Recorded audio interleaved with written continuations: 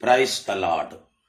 கிறிஸ்துவுக்குள் எனக்கு மிகவும் பிரியமானவர்களே, ஆண்டவராகிய இயேசு கிறிஸ்துவின் நாமத்தினாலே உங்களுக்கு தெய்வீக சுகமும் இருதயத்திற்கு மிகுந்த ஆறுதலும் உண்டாவதாக என்று நான் உங்களை வாழ்த்துகிறேன். ஒருவர் செல்வந்தராய் இருக்கிறார் என்பதற்காக, நல்ல உத்தியோகத்தில் இருக்கிறார் என்பதற்காக, அதுபோல எனக்கு நல்ல வேலை இல்லை, வருமானம் இல்லை என்று அவர்களை நீங்கள் ஒப்பிட்டு பார்த்து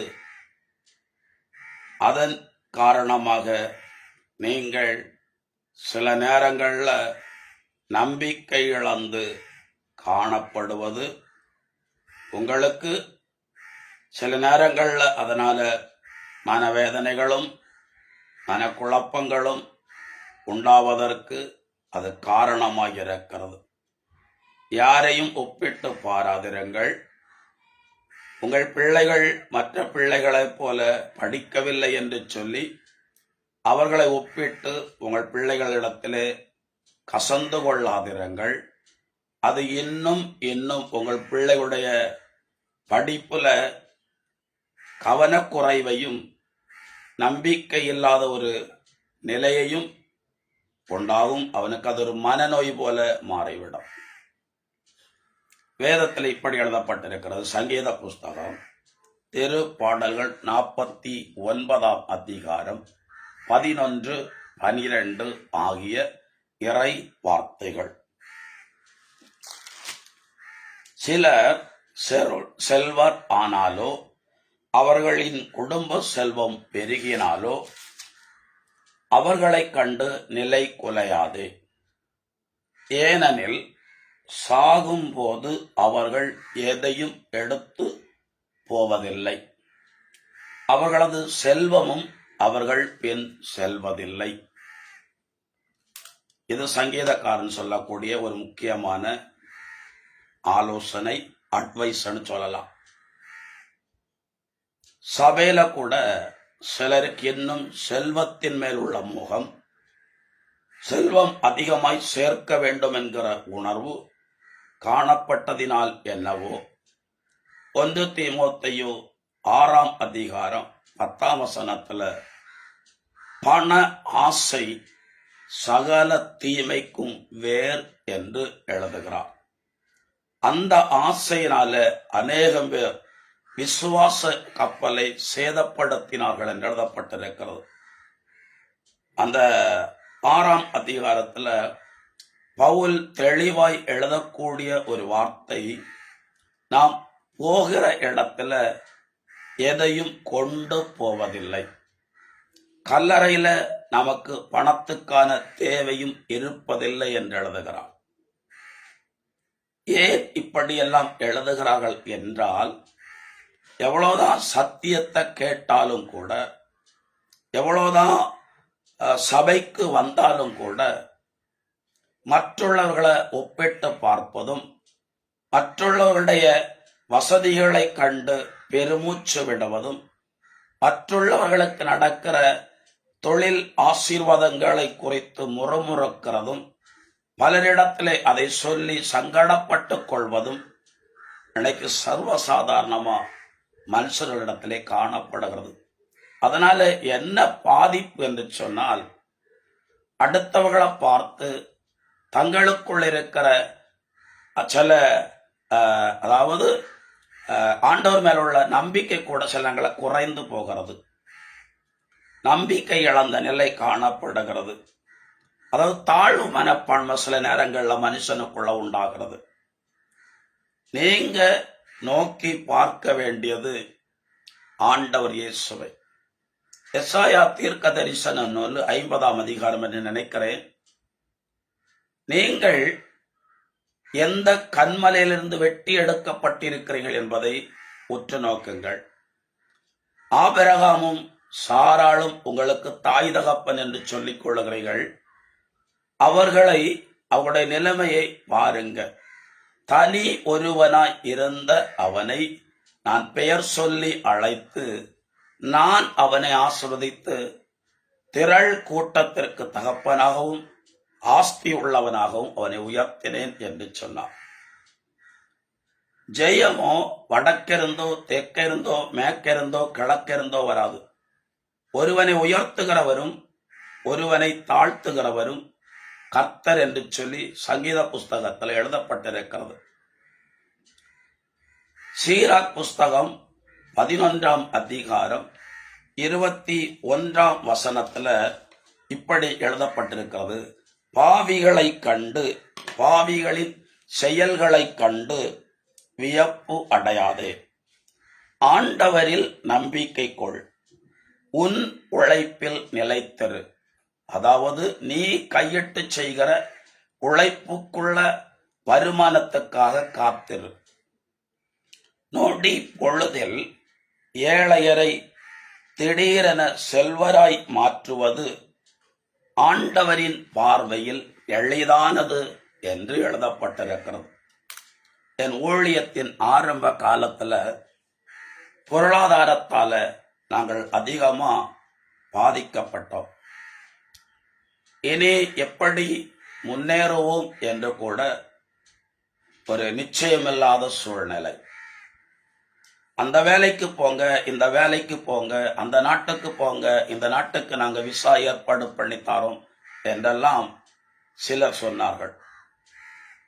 நான் ஆண்டவரிடத்துல உருக்கமா ஜெபித்த போது இந்த சீராக் 11:21 தான் எனக்கு உணர்த்தப்பட்டது.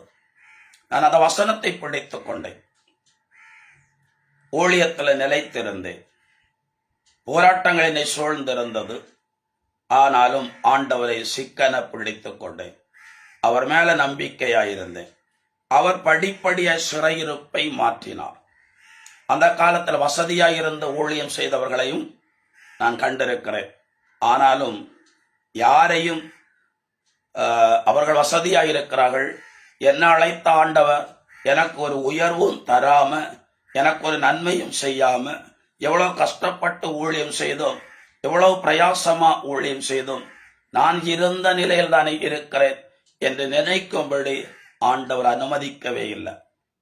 அதற்கு பதிலா இருக்கிற சூழ்நிலையிலேயே ஆண்டவரை துதிக்கவும், இருக்கிற நிலையில் இருந்து கொண்டே ஆண்டவருக்கு ஊழியம் செய்யவும், ஆண்டவருடைய வழிகளை பின்பற்றவும் ஒப்பு கொடுத்ததினாலே படிப்படியாய் சிறையிருப்புகள் மாறினது.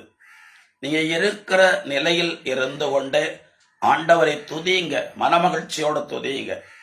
ஆண்டவருக்கு உண்மையா வேலை செய்யுங்க.